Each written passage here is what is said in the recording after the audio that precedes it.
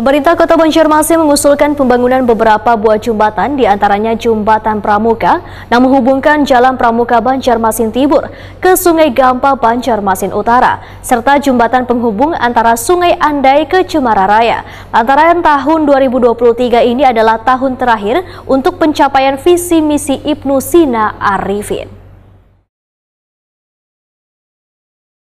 Pemerintah Kota Banjarmasin mengusulkan pembangunan beberapa buah jembatan, diantaranya Jembatan Pramuka yang menghubungkan Jalan Pramuka Banjarmasin Timur ke Sungai Gampa Banjarmasin Utara, serta jembatan penghubung antara Sungai Andai ke Cemara Raya. Wali Kota Banjarmasin Ibnu Sina Wahyutakuni Prima TV usai rapat paripurna terkait kebijakan umum APBD wan rancangan prioritas pelapon anggaran sementara tahun 2024 jelang tengah hari Kamis 10 Agustus 2023 mendahkan adanya pilkada serentak, maka tahun 2023 ini adalah tahun terakhir untuk pencapaian visi misi Ibnu Sina Arifin. Walaupun dalam RPJMD Banjarmasin batas kepemimpinannya hingga tahun 2026 mendatang, sehingga diharapkan akan bisa mengakomodir yang bisa untuk diselesaikan, yaitu peningkatan ekonomi dan infrastruktur serta janji-janji politik yang harus ditunaikan bisa terselesaikan di tahun 2024 mendatang.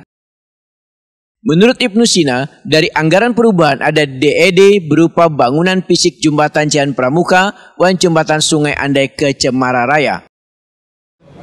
Termasuk juga untuk jembatan Pramuka. Jembatan Pramuka termasuk juga jembatan dari Sungai Andai ke Cemara Raya. Itu yang untuk infrastrukturnya. Kalau hal yang lain itu adalah penyelesaian terkait dengan rumah sakit, kemudian juga kegiatan-kegiatan yang ada di infrastruktur lain seperti jalan, jembatan, itu rutin aja.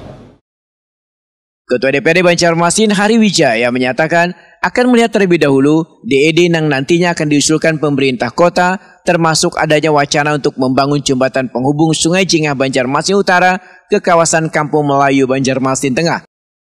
Khusus untuk jembatan penghubung Sungai Jingah Banjarmasin Utara ke kawasan Kampung Melayu Banjarmasin Tengah, menurut Ketua Praksi Partai Amanat Nasional ini bisa dikolaborasikan dengan berbagai pihak terkait lainnya, sehingga jembatannya kadat berdesain gantung, tapi jembatan besar yang bisa dilalui segala moda transportasi.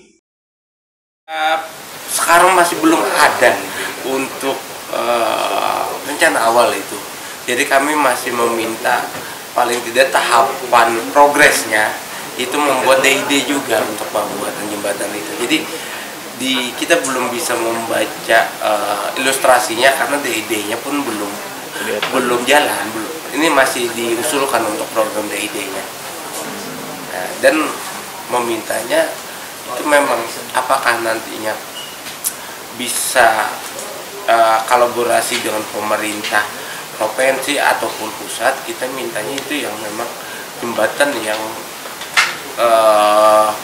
secara bentuk dan kualitas yang memang mumpuni bagi transport mobil juga, supaya kan ini daerah yang aksesnya